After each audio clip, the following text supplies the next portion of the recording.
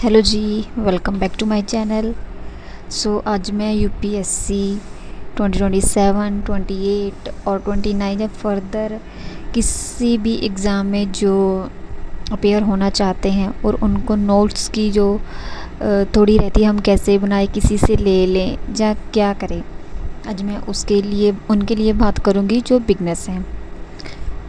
अगर आप लोग नोट्स बनाना चाहते हो तो आप खुद के नोट्स बनाओ, किसी के मत लो।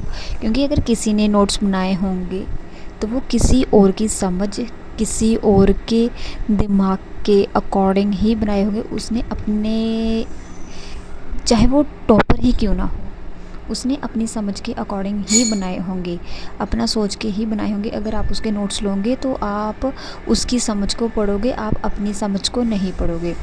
अगर आप नोट्स बनाना चाहते हो, पहली बात तो बनाने ही चाहिए, क्योंकि लिखकर ही याद होता है, वैसे याद नहीं होता।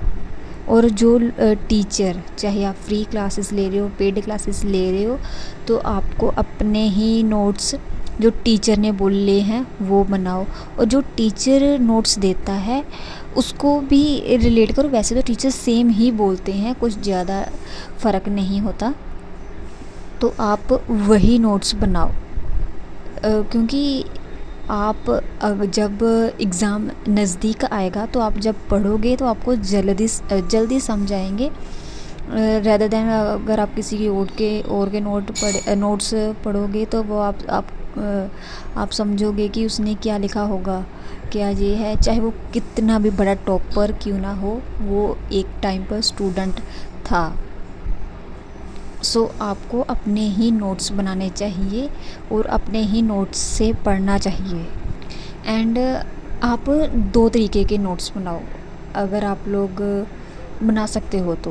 पहले तो जो टीचर ने क्लास में बोला है वो नोट्स डेफिनेटली होने चाहिए आपके पास, कभी भी हमेशा आपके पास होने चाहिए।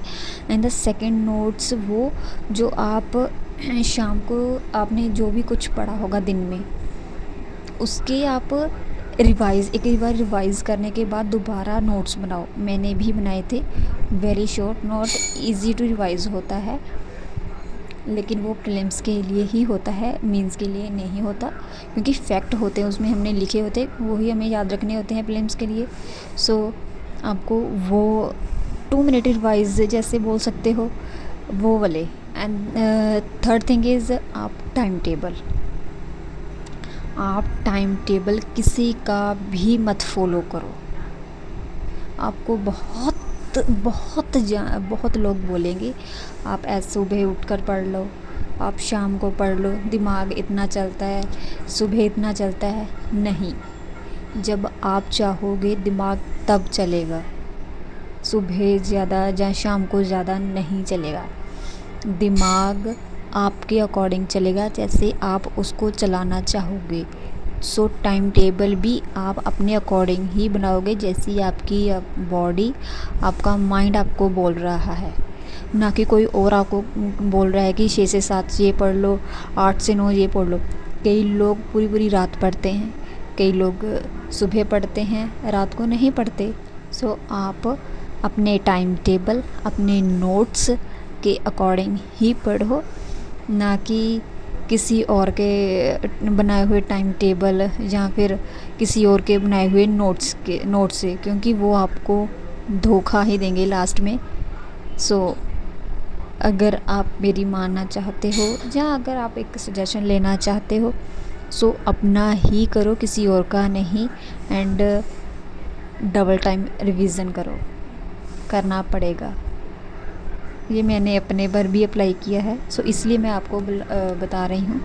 चाहे मैं फेलियर ही हूँ, लेकिन जो मैंने गलतियाँ की हैं वो मैं आपको भी बताऊँगी। मैंने कौन कौन सी गलतियाँ की हैं वो मैं बीच बीच में बताती भी हूँ। थैंक यू सो मच आज की वीडियो देखने के लिए। अगर आपको हेल्पफुल लगी होगी प्लीज़ मुझे ज़रूर बताना। Thank you so much, bye.